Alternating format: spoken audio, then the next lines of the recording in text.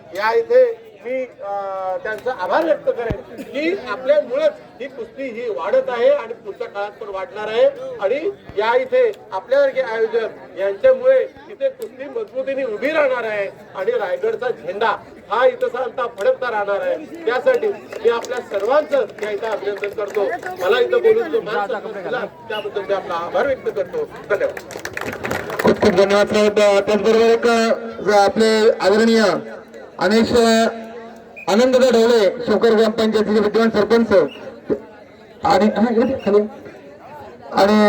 रायगड जिल्हा मोर्चाचे विद्यमान अध्यक्ष त्यांनी आपल्या शंकरच्या पैलवानांसाठी अतन प्रयत्न करून आमचे किरण ढवळे येऊन सांगत असतात की आनंददा ढवळेने आपल्या गावातील नवीन पैलवान तयार होण्यासाठी शंकर गावामध्ये नवीन तालीम उभारलेली आहे।